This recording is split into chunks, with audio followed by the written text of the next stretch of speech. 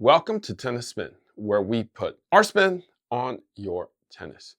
Today, we are going to test out the Gravity MP. Stay tuned.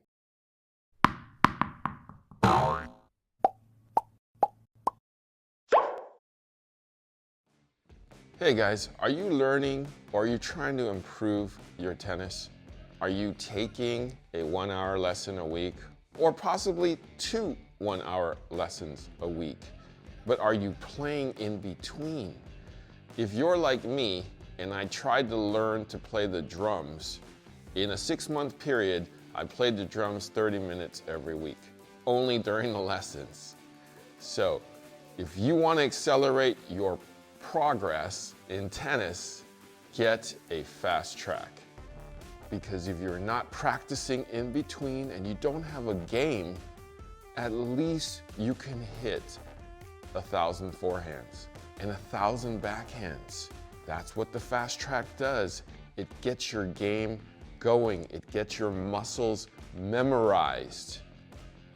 So guys, get your game on the fast track and accelerate the progress that you get from your lessons. Click on the link below and get your tennis on the fast track.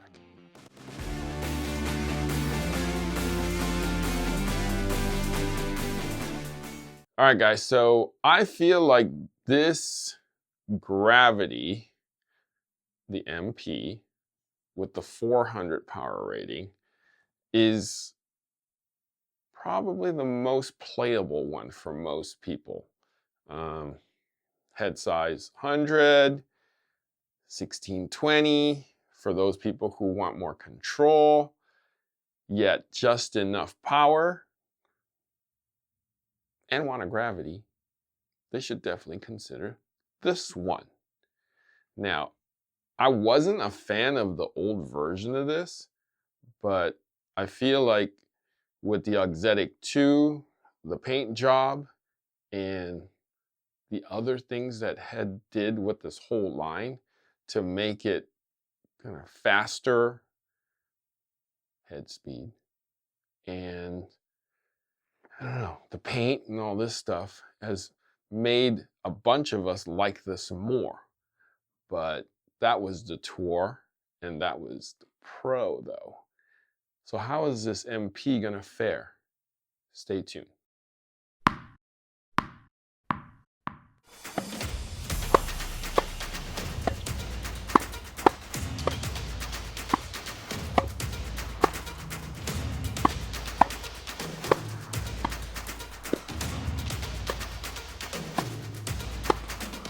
All right, on the court, just got off the court.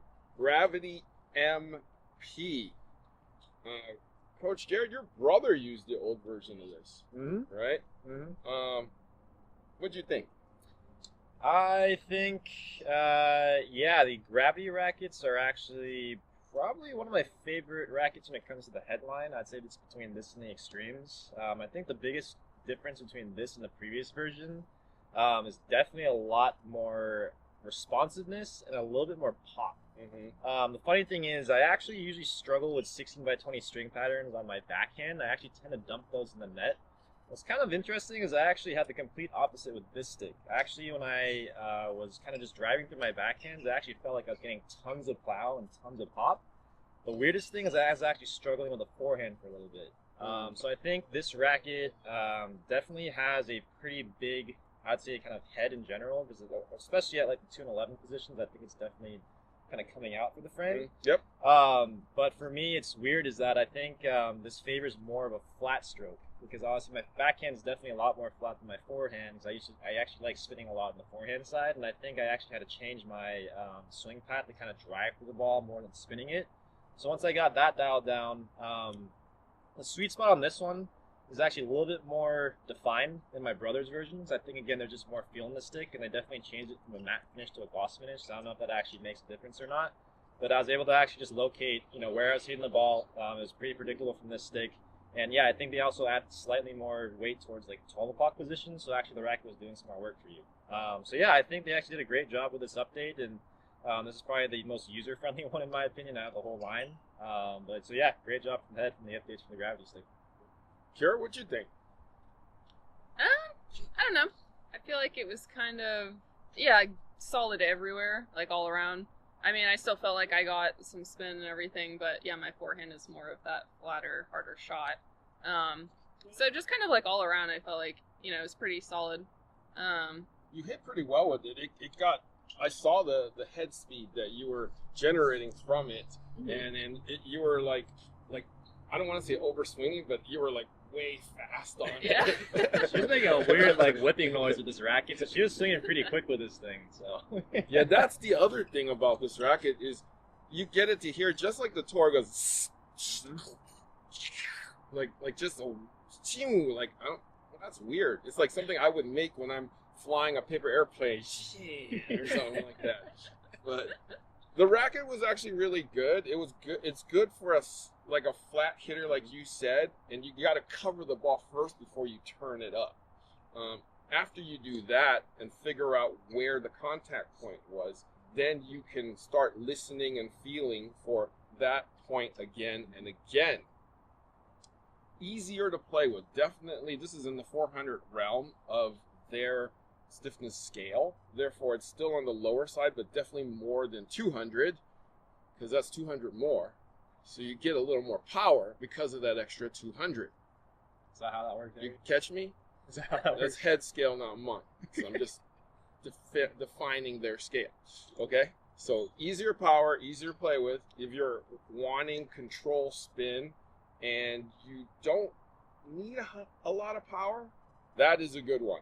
Okay? But you have to be of that level of a player in order to play with this. Okay? So 3.5 at least. Recommendation 4.0, 4.5. 540 plus. Yeah. I'd say. Yeah. Yeah. As long as you find the sweet spot on this racket, you can hit that sweet spot every single time. It feels very, very good. So I like this stick pretty well. Yeah. Easy to play with for a control racket. Mm-hmm. All right. Guys, thank you so much for doing this test with me. Of course. Where can I find you? You guys can find me on Instagram at Ma Tennis. You can find our joint Instagram at KJ Tennis. Guys, thank you for watching Tennis Spin, where we put our spin on your tennis.